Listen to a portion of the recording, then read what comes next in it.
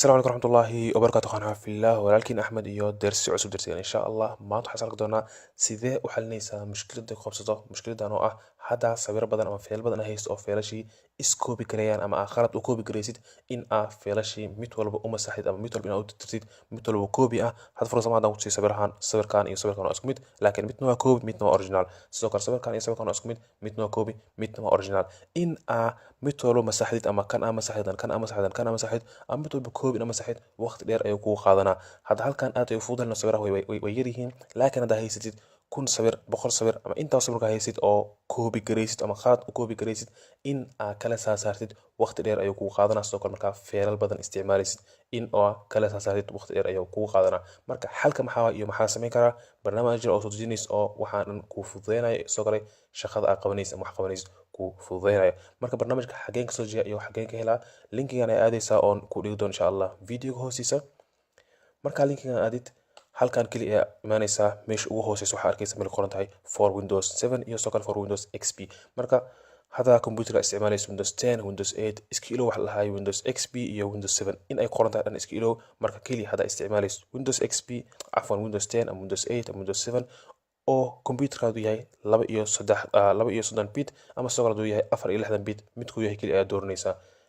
7 iyo XP meesha qoran waa ku sheegay iska ilow kaliya adiga ka dalbo computerkaada muxuu ku shaqeeyaa 4 iyo 6 bit muxuu ku shaqeeyaa ama 2 iyo 3 bit muxuu ku shaqeeyaa aniga computer wuxuu ku shaqeeyaa 4 iyo 6 bit saas daraadeed halkan ayaan ka dalbanaa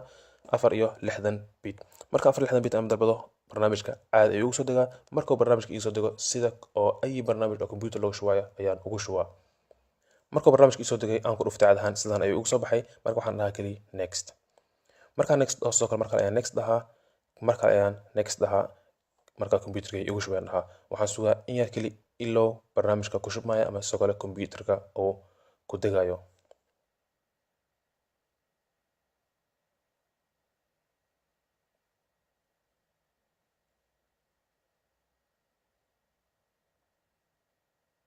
soo jeedin barnaamijka computerka uu ku shubmay marka waxaan dhahaa kaliya finish marka barnaamijka ku soo dego computerka ku shubtay cadahan barnaamijka ayaa ku dhufanaysaa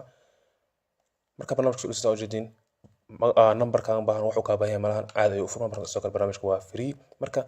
barnaamijka markuu soo soo baxay ahaan halkan ayaa ku dhufanaysaa meesha calaamad ay qoran tahay blaster marka ku dhufato waxaad dalbanaysaa folderka aad doonaysid ama meesha waxa aad doonaysid inaad bedeshid halkan imaanayna marka soo jeedin folderka halkan oo yaala desktop asigaan ku dhufanaa ma furay asiga kaliya ayaan ku dhufanaa marka waxaan dhahaa halkan folderka dooro markaan ku dhufto waxaan dhahaa scan start in yara sugaa ilaa kan ka buuxsamo